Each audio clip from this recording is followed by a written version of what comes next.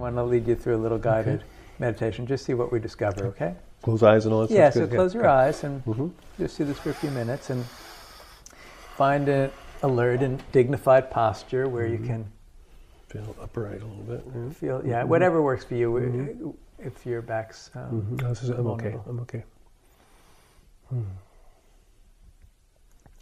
And just feel the breath a little bit.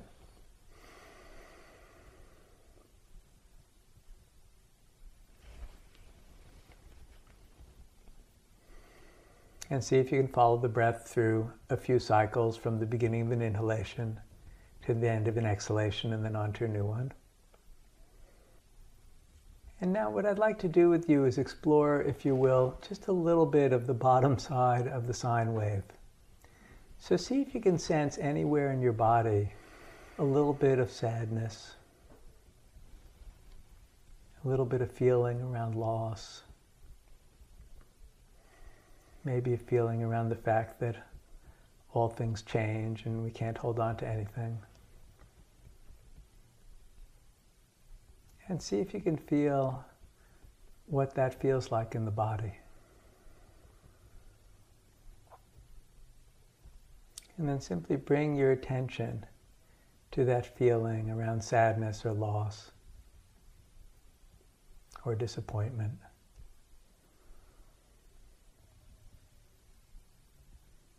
And staying mostly with it, give me a little report what you notice. This is fairly typical of how I might first introduce mindfulness. I don't make a big deal of it, and I often introduce it as an experiment.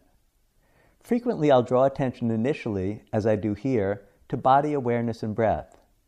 Though with someone I suspect would be more in danger of being flooded by difficult emotions, I might start with an external object of awareness, such as listening to sounds, or even trying walking meditation, in which we pay attention to the sensations of the feet contacting the ground, as these are less likely to connect us with disavowed emotions.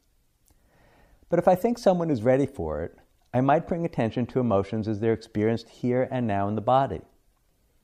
In this case, I then draw his attention to any potential sadness, as this is an emotion he had discussed.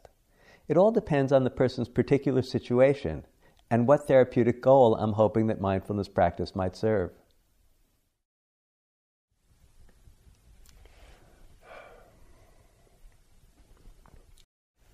That was a nice segment. We really got a chance to see you go through a progression of work, and from kind of a more standard introductory interview you would do with a client, any therapist would do with a client, and then at one point you kind of switch gears and led him into, I'm not sure what you'd call it, a meditation, guided meditation, an exercise, an experiment. I think with virtually anybody that I'd work with, I would certainly start with a more or less standard clinical interview. For one thing, I want to get a lay of the land and find out what risks might be there and what their dominant needs might be. And the other thing is, most people coming into therapy aren't coming in saying, oh good, let's close our eyes and meditate now. Right. They're expecting a conversation. They're expecting to be understood and related to. So the first part is establishing a therapeutic alliance and getting some background and history.